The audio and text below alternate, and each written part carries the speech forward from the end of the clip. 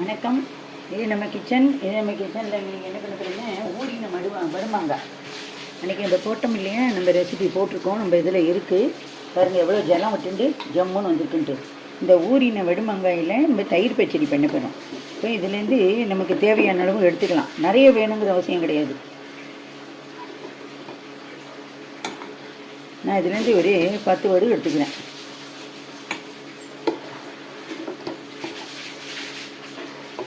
காட்டுறேன் உங்களுக்கு.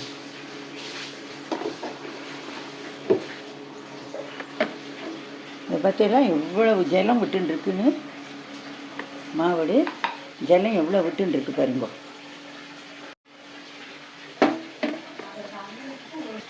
இப்போ இது இவ்வளோ எடுத்துட்டுருக்கேன். இதை பாருங்க, இவ்வளோ எடுத்துட்டுருக்கேன். எங்காத்துக்கு இந்த அளவு போதும்.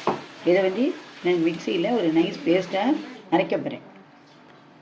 இப்போது நான் வேறு அரைச்சிட்டுருக்கேன். நான் ஜலம்லாம் ஊற்றிக்கல, வெறும் ஊறின வெடுமாங்காய் தான் எடுத்துட்டேன். இப்போ இதை ஜலம்லாம் விட்டு அரைச்சா டேஸ்ட்டு போயிடும். நான் எட்டி மோராகவும் தயிராகவும் வச்சுட்டுருக்கேன். அதை இதில் விட்டு அரைக்க போகிறேன். வருங்க,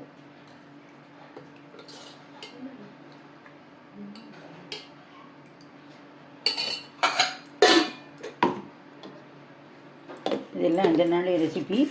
இப்போ இதை அரைச்சிட்டு உங்களுக்கு காட்டுறேன். இப்போ நம்ம நல்லா அரைச்சிட்டோம். ஓகே, வந்துட்டு காட்டலாம். இது வருங்க, நல்லா ஜம்முன்னு இருக்கும். மிக்ஸி இறம்பி ஜலத்தை அதில் விடணுங்கிறது இல்லை. நீங்கள் வேணுங்கிறவா அப்படியே குடிக்கவும் குடிச்சுடலாம், இல்லை மோரை விட்டு கலக்கி கூட இது பண்ணிக்கலாம். உங்கள் சௌரியம்தான்.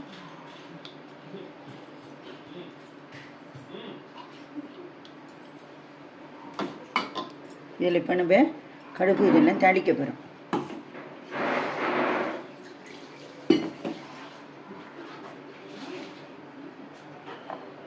என்ன அரைச்சி எடுத்துட்டாச்சு. இப்போ இதில் நான் கடுகு தாளித்து உங்களுக்கு காட்டேன். இப்போ இந்த கரண்டியில் நல்லெண்ணெய் விட்டுட்டு கடுகு தாளிக்க போகிறேன். நல்லெண்ணெய் விட்டுக்கோங்க, இல்லைன்னா கடுகு எண்ணெய் விட்டுக்கோங்க, நல்லாயிருக்கும். என்னோடய எண்ணெய் காய்ஞ்சிருக்கு. வெடுமாங்காய் தாளிக்கிறதுக்காக கடுகு போடுறேன்.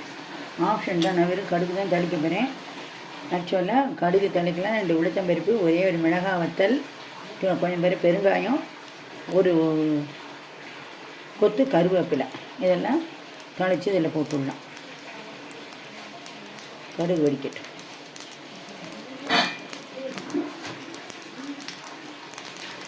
இப்போ கடுகு நல்லா வெடிச்சு விட்டு இப்போ இதை அடுப்பு ஆஃப் பண்ணிட்டு இதில் கொட்டிடுறேன்.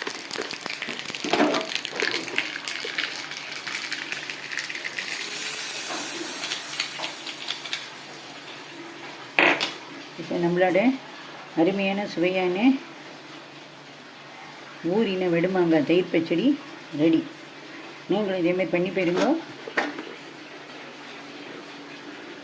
நன்றி, வணக்கம்.